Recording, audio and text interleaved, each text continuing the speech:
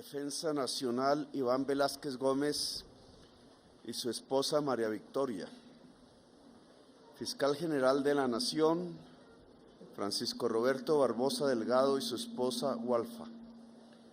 General Helder Fernán Giraldo Bonilla, Comandante General de las Fuerzas Militares, su esposa María Victoria y sus hijos María Andrea, Andrés y Alejandro. General Luis Mauricio Espina Gutiérrez, Comandante del Ejército Nacional, su esposa Lorena y su hija Juanita. Almirante José Joaquín Amezquita García, Jefe de Estado Mayor Conjunto de las Fuerzas Militares, y su hijo Juan Sebastián. Almirante Francisco Hernando Cubides Granados, Comandante de la Armada Nacional, su esposa Lucia Elena y sus hijos Juan Diego y Mariana. General Luis Carlos Córdoba Avendaño, Comandante de la Fuerza Aérea Colombiana, su esposa Lorena y su hijo Luis Felipe. General Henry Armando Sanabria Celi, Director General de la Policía Nacional, su esposa María Fernanda y sus hijos, sus hijas Laura y Sara Sofía. Brigadier General Luis Fernando Salgado Romero, Director Escuela Militar de Cadetes, General José María Córdoba, su esposa Sofía y sus hijas Ana Sofía y Sara Sofía. Excelentísimo Monseñor Víctor Manuel Ochoa Cadavid, Obispo Castrense de Colombia, funcionarios del Gobierno Nacional hoy aquí presentes, señores generales, oficiales de insignia de las Fuerzas Militares y de la Policía Nacional que ascienden y son condecorados el día de hoy, y sus distinguidas familias, oficiales agregados de defensa, militares navales, aéreos y de policía acreditados en Colombia, generales, oficiales, suboficiales de la Reserva Activa de las Fuerzas Militares y de la Policía Nacional, oficiales, alféreces, cadetes, suboficiales, soldados y personal civil de las Fuerzas Militares y de Policía Nacional, medios de comunicación y en general a toda la ciudadanía presente. Hoy ascienden 43 generales después de una aprobación unánime en el Senado de la República. Que yo recuerde, y tuve una larga experiencia parlamentaria, eso nunca había pasado. Lo cual es un síntoma apenas, pero importante, de la construcción de una fuerza pública absolutamente respetuosa de los derechos humanos y del Estado social de derecho. Ni una crítica surgió de las diferentes fuerzas políticas que han llegado por el voto popular al Senado de la República. Más bien un aplauso unánime, lo cual significa una enorme responsabilidad para este nuevo cuerpo que llega a dirigir la Fuerza Pública de Colombia, la cúpula militar que ya habíamos escogido desde los tiempos del inicio de mi gobierno, una responsabilidad porque ese enorme respaldo político en el caso del Senado, social en el caso de la ciudadanía colombiana, implica indudablemente cumplir objetivos fundamentales que se le proponen a la historia de Colombia. Dentro de los 42 generales hay 3 mujeres, 2 en la policía y 1 en el ejército. Allí ascienden personas de todas las ramas de la fuerza pública. Hoy es el Día del Piloto, por ejemplo. Y desde esa perspectiva creo que hay que hacer este discurso, dirigir estas palabras, quizás tienen que ver con la construcción de una política pública sobre la seguridad y la paz en los próximos años. Aquí está la conducción de la fuerza pública de los próximos años en Colombia. El primer objetivo tiene que ver con los fines constitucionales, la soberanía nacional. Esos fines constitucionales implican unos instrumentos para que seamos capaces en cualquier momento de hacer respetar la soberanía nacional. Lo que consideramos es nuestra nación colombiana, nuestra sociedad, nuestra historia, nuestro territorio, nuestros valores, nuestras esperanzas, nuestros sueños, las ilusiones que hacen parte del cuerpo nacional. Hemos tomado unas decisiones de tipo administrativo definitivas para que esos instrumentos de defensa de la soberanía nacional lleguen, estén presentes en los próximos años. La Fuerza Aérea contará con una fuerza de superioridad aérea que reemplazará nuestros viejos aparatos CAFIR.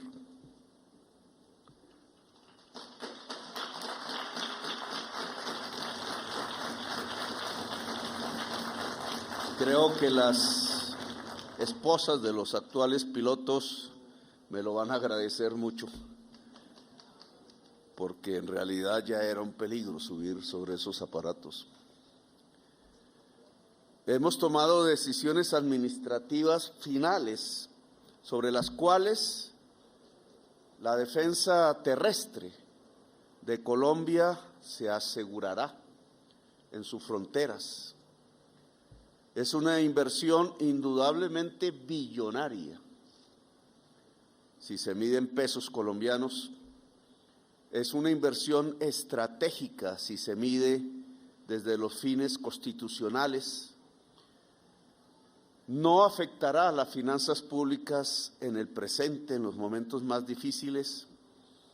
Se han logrado unas negociaciones que no solo dan suficientes periodos de gracia, sino que establecen unos criterios contractuales por medio de los cuales la inversión pública de Colombia se devuelve, no solamente en los instrumentos que compra, sino en el apoyo al desarrollo de las capacidades nacionales en una serie de temas que tienen que ver, por ejemplo, con el desarrollo de la industria aeronáutica, que tienen que ver, por ejemplo, con el desarrollo de ciertos aspectos de la industria aeroespacial, que tienen que ver con el desarrollo de tecnologías, de capacidades de conocimiento para construir en Colombia y no simplemente para importar.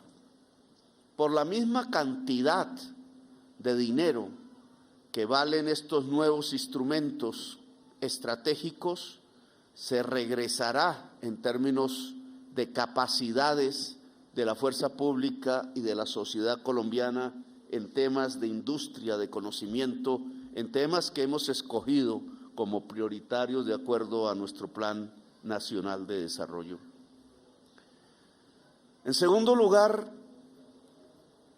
indudablemente se está construyendo, será un proceso, una fuerza pública a la cual no se le critique por violaciones de derechos humanos. Y este es un tema fundamental. El episodio del Senado de la República, que es ritual, pero que es sintomático, hace parte de un enorme esfuerzo que estamos desarrollando en función que aquí, en los hombres y en las mujeres uniformadas de Colombia, se construyan los ejes fundamentales del respeto al Estado social de derecho. Colombia no será realmente un gran país si no se construye alrededor de las tesis de la Constitución del 91 que prescriben un concepto que debe vivirse todos los días en todas las partes del territorio nacional: el Estado social de derecho. La soberanía nacional no es cierta, es apenas unas palabras retóricas si algún ciudadano o alguna ciudadana, un niño, en cualquier lugar del territorio nacional ve cercenados sus derechos fundamentales. El camino para que toda la ciudadanía pueda experimentar cotidianamente la garantía de sus derechos tal cual sean escritos en ese gran pacto político y social que es la Carta Magna, la Constitución del 91, es un objetivo fundamental que tiene como uno de sus instrumentos certeros, ojalá, precisamente la fuerza pública de Colombia. Los tiempos de años pasados, de fases de la historia pasada que incluso nuestros abuelos nos contaban por allá, de noches dantescas, de sitios del terror, de una experiencia humana que no debe repetirse en Colombia, en donde la palabra democracia quizás era apenas un sueño y donde la cotidianidad era la violación permanente de derechos fundamentales. Esos tiempos ojalá hayan pasado definitivamente. La fuerza pública de hoy rinde sus banderas solo ante la palabra democracia y ante la palabra derechos, ante la palabra dignidad y ojalá ante la palabra paz. Porque este es otro aspecto estratégico de lo que hemos discutido y construido incluso colectivamente en las reuniones que tienen que ver con la construcción de la política pública. Indudablemente, los actuales rivales de la soberanía nacional, de la tranquilidad nacional, de la tranquilidad de la ciudadanía, están cambiando, sufren metamorfosis desde hace un tiempo para acá. Y hay que comprender bien esas transformaciones, en mi opinión, para poder acertar en la política pública de seguridad en los próximos meses y años.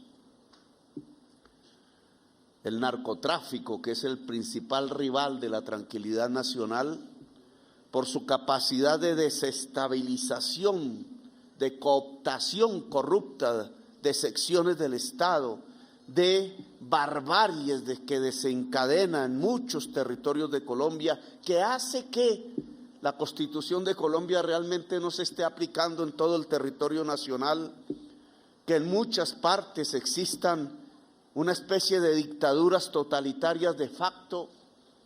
Ese narcotráfico está cambiando las formas, no es lo mismo que antes. Hoy podemos hablar de multinacionales del narcotráfico. No son los grupos que se criaban por allá en los barrios populares de nuestras grandes ciudades tratando de acortar las distancias sociales de la manera más rápida, que habían crecido por métodos de barbarie y que quizás aprovechaban gracias a su astucia los espacios vacíos que dejaban las seguridades para entregar algún alijo dentro de los Estados Unidos. Ese mundo hace tiempos cambió.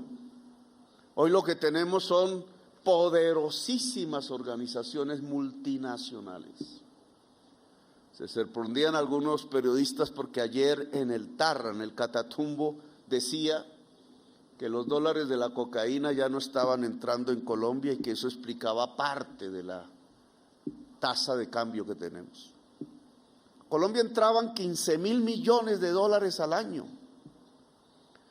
Era casi el doble de las exportaciones del carbón, dicen los expertos, porque esas medidas exactamente no se pueden medir por lo secretas, por lo clandestinas, por lo oscuras que son. 15.000 millones de dólares no es cualquier partida y obviamente afecta los mercados cambiarios, porque esos dólares llegaban muchísimas veces en efectivo a Colombia. Circulaban por ahí entre las economías ilegales y pasaban indudablemente, y a eso se le conoce como el lavado de activos, a las economías legales. Ese mundo también está cambiando sustancialmente. Los dueños del narcotráfico empiezan a ser otros. y sus estilos, sus prácticas gerenciales, entre comillas, empiezan a ser otras. Y por tanto la capacidad del Estado tiene que adaptarse y transformarse para poder combatir esa nueva realidad. Estamos ante multinacionales del crimen, con relaciones en Uruguay y en Paraguay y en la Argentina y en Chile y en México y en los Estados Unidos, indudablemente en Venezuela y en Brasil y en el Ecuador y en Centroamérica y en las islas del Caribe. La violencia que ha crecido en las ciudades, en los territorios de muchos de nuestros países americanos tiene que ver con esta nueva realidad. No solamente son las rutas por las que pasa la cocaína prohibida en los Estados Unidos y en Europa, sino tiene que ver con unas organizaciones cada vez más capaces para matar, para ser bárbaros, para controlar territorios e incluso para controlar estados.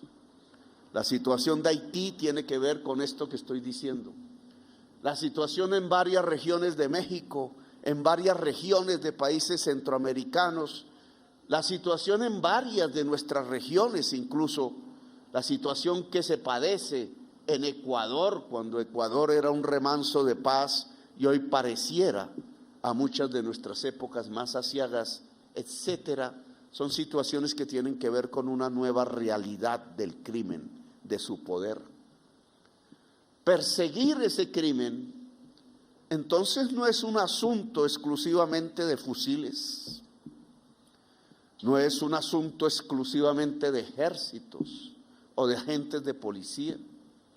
Si el crimen ha pasado completamente en su organización las fronteras, las nuevas organizaciones estatales, multilaterales, para combatirlo tienen que ver más con el cerebro y las matemáticas, con la inteligencia que con la fuerza pura militar. Nuevas capacidades son absolutamente necesarias. Decía alguna senadora, y entonces, ¿para dónde se van los dólares de la cocaína que se produce en Colombia? Pues al sistema financiero internacional.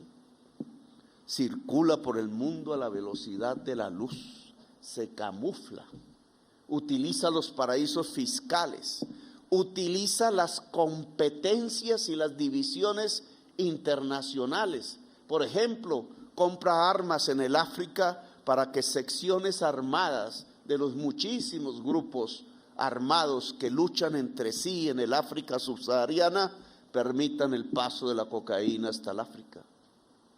Por ejemplo, se mezclan en los éxodos las de el pueblo negro del África que trata de pasar el Mediterráneo tratando de encontrar agua y comida en la Europa y muchas veces muere ahogado en el mar Mediterráneo, o el éxodo que se da en Centroamérica y en Suramérica y que cruza el tapón del Darién y que intenta atravesar a pesar de las murallas el río Bravo. Por allí van las nuevas organizaciones controlando personas, esclavizando mujeres, colocando a los niños en trabajo esclavo, llevando a las personas, hombres, hacia ser reclutas de las nuevas organizaciones porque no tienen otra alternativa que acoger. Por ejemplo, se van a China y compran mercancías por centenares de contenedores y las traen en forma de contrabando, atravesando los océanos más grandes del planeta y pasando comprando funcionarios en todos los estados, incluido el de Colombia, para arruinar las industrias nacionales y volver ese tipo de alijos dinero en efectivo. Ese tipo de organización que se mueve a escala planetaria no se detiene con un fusil, se detiene con inteligencia humana, se detiene fortaleciendo unos instrumentos los cuales deben ser prioridad hoy de la política de seguridad de este gobierno. El fortalecimiento de las inteligencias entonces aquí es fundamental. Necesitamos expertos y expertas en redes, en examen de la nube, expertos en la información abultada que hoy aparece en las redes mismas del internet, a través de la escala mundial, expertos en idiomas, expertos en cálculo, expertos en las finanzas internacionales, expertos en el derecho que cobija los sistemas financieros del mundo. Necesitamos una capacidad de inteligencia muchísimo mayor que la que tenemos para combatir el verdadero rival de la tranquilidad ciudadana de Colombia. Porque Colombia ya no es el país en donde casi que se encapsulaba la mafia de la cocaína. Hace tiempos dejó de ser colombiana. Hace mucho que se convirtió en americana y está en el proceso de convertirse en global. ¿A nosotros qué nos deja? La muerte, la barbarie. No llega los dineros como antaño. Por eso es que en muchas regiones de Colombia a los campesinos ya no les compran la pasta de coca, porque ese mismo criterio gerencial nuevo de los nuevos dueños del narcotráfico ya no necesita del campesinado. Ya se puede apropiar de grandes extensiones de tierra en Colombia para sembrar por centenares de hectáreas la hoja de coca. Incluso ya puede reemplazar la misma hoja de coca. Los cambios que se están sufriendo a escala americana implican una articulación entonces de fuerzas públicas y de estados a nivel americano. Lo he mencionado muchas veces sin que nosotros podamos controlar, pero implica un cambio de la política internacional sobre las drogas. No es sobre el campesino en donde debe recaer el esfuerzo. No es incluso en los campos de combate que hoy tenemos, llenos de muchachos que reclutan porque no hay otras alternativas en donde hay que centrar el esfuerzo. En matarnos entre nosotros mismos no vamos a resolver el problema. Otros ni siquiera han invertido el 5% de los enormes recursos que dedican en la guerra contra las drogas a prevenir el consumo. Hay cerca de 80 millones de personas que consumen sustancias en Europa y hay cerca de 40 millones en los Estados Unidos, quizás cifras mal contadas, porque ¿quién puede saber la cifra exacta? Es decir, un mercado de 130 millones aproximadamente de personas con capacidad de pago por lo menos muy superior a la nuestra, que están dispuestas a comprar todos los días. Muchas de ellas enfermas por la adicción, por unos sistemas sociales que no permiten defender al individuo de esa nueva esclavitud que es la adicción y que es una enfermedad que se debe a la falta de afectos, a la falta de intensidad en la vida. Y ese mercado, mientras exista, nos hará matar a los latinoamericanos. Ya va 1 millón de muertos. Y si pasaran otros 50 años hacia adelante, cuando muchos de aquí no estemos, pero siguiéramos con la misma política, aparecería otro 1 millón de muertos, sin que ceda ni 1 centímetro el consumo de drogas en el mundo. ¿Para qué?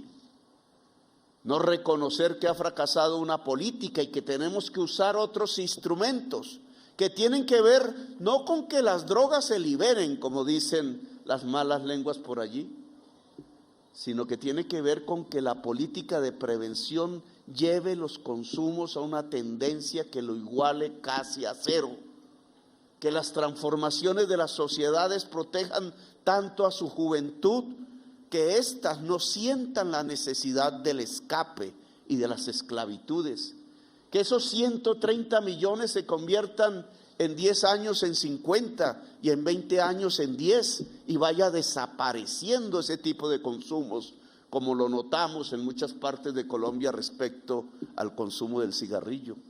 No por razones morales, sino por simple conciencia ciudadana del buen vivir y de la salud pública.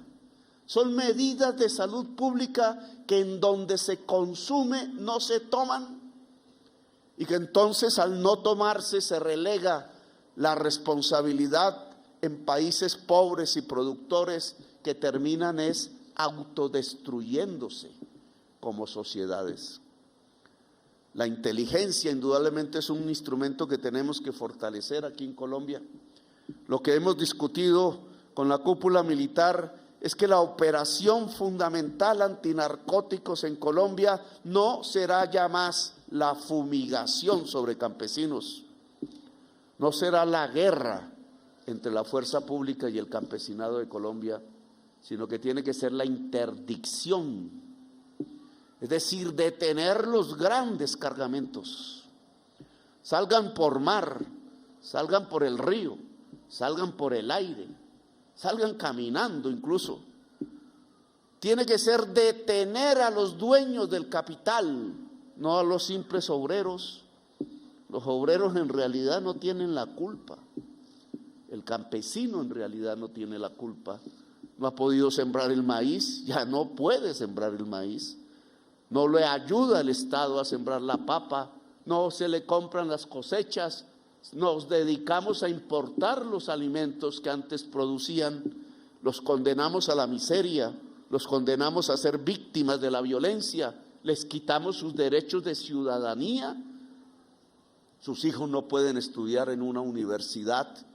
¿Qué culpa tiene el campesinado de Colombia de lo que está pasando con 130 millones de consumidores de estupefacientes en el mundo dedicados a la cocaína?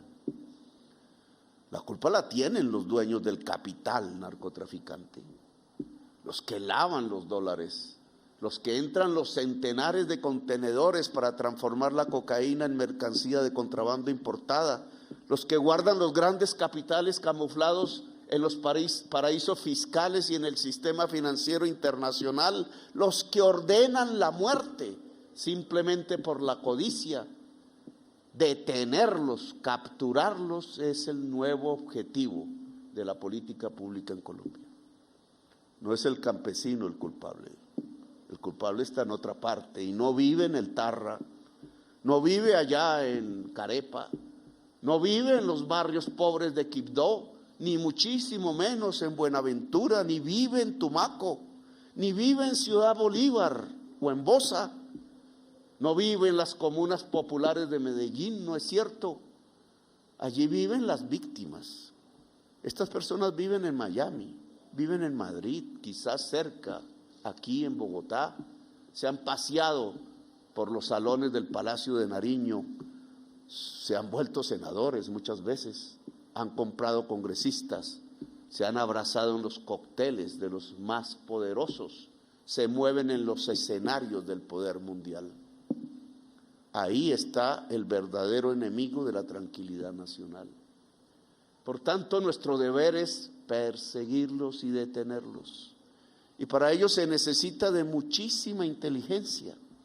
Cuando decimos que no vamos a atacar a un campesino, cuando decimos que le vamos a comprar su cosecha mientras transformamos la región para que se pueda volver productiva en las economías legales, no estamos diciendo que vamos a permitir la cocaína, sino al contrario, vamos a capturar a los dueños de la cocaína del mundo. Y ese es el objetivo que le propongo como política pública al ejército, a la policía, a la fuerza pública en general, a la armada y a la fuerza aérea. Es inteligencia pura, es capacidad en inteligencia. Y es el blindaje ante el dinero del poder, porque obviamente nos pueden corromper, tienen muchísimo dinero para ello, obviamente ya lo han hecho en el pasado con muchos casos judiciales famosos, lo han demostrado en el mundo de la política y en todo el mundo del Estado. El blindaje contra la corrupción es fundamental alrededor de la defensa del Estado social de derecho. Y esto me lleva a un último punto. Y entonces no podemos hacer la paz en Colombia. Y entonces si estos son los nuevos dueños del narcotráfico, que cada vez son más y cada vez más multinacionales y cada vez viven menos en Colombia y cada vez ingresan menos capitales porque se los gastan en otros lugares del mundo y solo nos usan para que nuestra tierra produzca hoja de coca y laboratorios y para que aquí se maten los jóvenes en organizaciones de diferente nombre que ya ni recordamos por la cantidad que tienen de ellos, todo el abecedario juntos, porque no tienen oportunidades.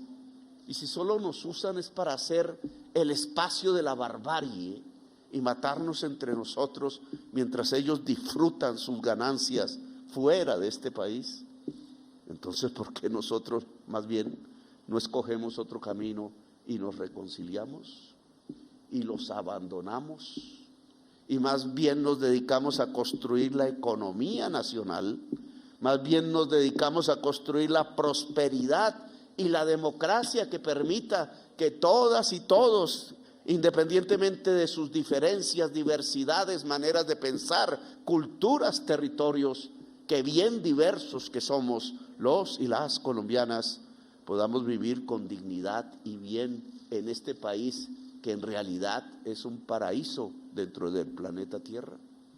¿Por qué no escoger el camino de la paz y acabar definitivamente las violencias? ¿Por qué no ser una nación que como la mayoría pueda convivir en paz en su interior? ¿Por qué no ser profundamente democráticos, libres, como reza el himno nacional y como reza nuestra Constitución de Colombia? Estos son los ejes de una nueva política, indudablemente. No es que nos los estemos inventando, ya hay experiencias, ya hay acumulados. Una fuerza pública que nos ayude a construir la industria, lo hemos propuesto, recogiendo el acumulado de Cotecmar, que acaba hace 2 días o 3 días, acabo de afirmar su pabellón, que es el rito por medio del cual se echa a la mar el buque más grande construido en Colombia y con fines de ciencia e investigación, a punto de irse en una misión hacia la Antártida. Ese es un camino. Su diseñador, un almirante de apellido Tascón, murió de COVID o como consecuencia del COVID. No pudo ver la realización de su obra.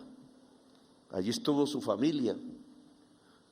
Pero ese camino que él trazó me parece que es fundamental. Me decían que era un gran estudiante allá en la escuela, en los cursos.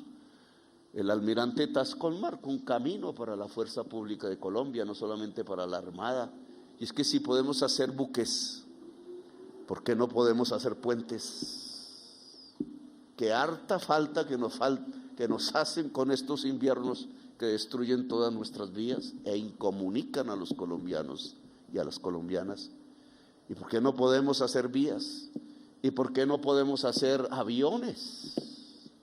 ¿Y por qué no podemos desarrollar la industria metalmecánica?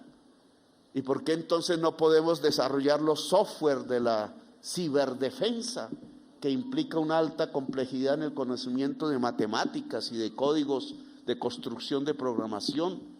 ¿Por qué nosotros no podemos desarrollar desde la fuerza pública ejes fundamentales de la industria que implicaría no que un oficial, un soldado, un agente de policía, un patrullero, una patrullera, un infante de marina se convierta en un obrero en una fábrica, sino que se convierta en un ingeniero, en una ingeniera que pueda el conjunto de la fuerza pública acumular las complejidades de la ciencia, porque estos aparatos, un buque, una fragata, como vamos a empezar a hacerla, un avión, implican el resumen de enormes cantidades de conocimientos y ciencias diferentes, que no los tiene una persona en sí mismo, sino que los puede tener un colectivo disciplinado.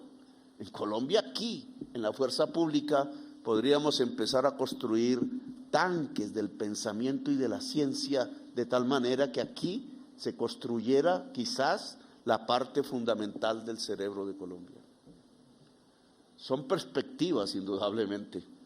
Mañana seguro nos encontraremos con una mala noticia en algún lugar de Colombia y aún nos recordará que no estamos viviendo el futuro, sino que estamos viviendo una realidad presente en donde se ordena matar. El presidente de Colombia tiene una obligación con ustedes, que no es solamente comprar armas, instrumentos estratégicos de la soberanía nacional. Tiene que ver con la preparación de la fuerza, con las capacidades colectivas de la fuerza. Tiene que ver con la protección de la juventud.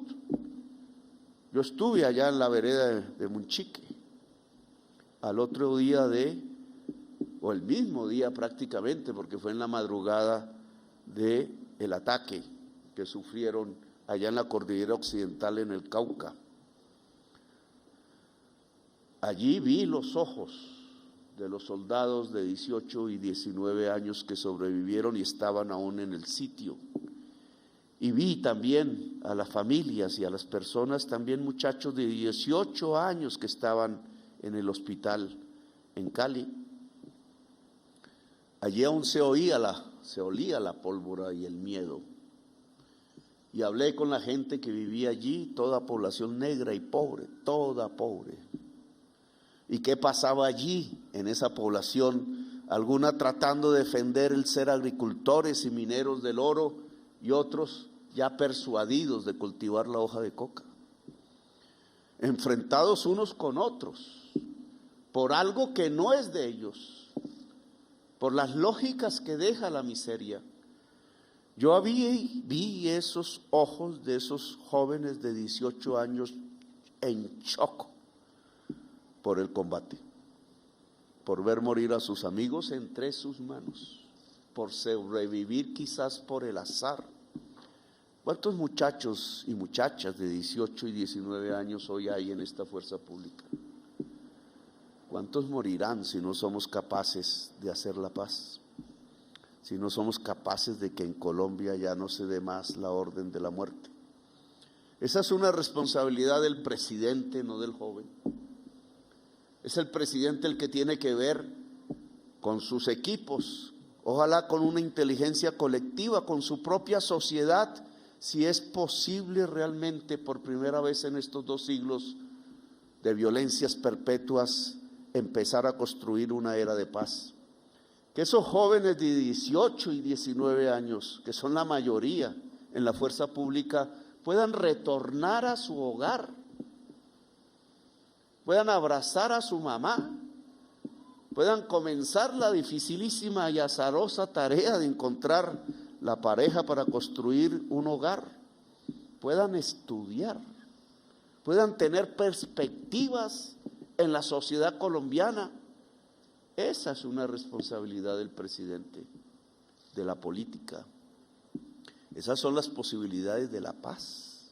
El que simplemente veía yo a las mamás de los muchachos, una era vendedora ambulante en Puerto Tejada y otras por el estilo, pobres, humildes, quizás tristes y alegres al mismo tiempo, porque era ver a su hijo tirado en la cama del hospital, pero vivo. Las otras madres no tuvieron esa posibilidad.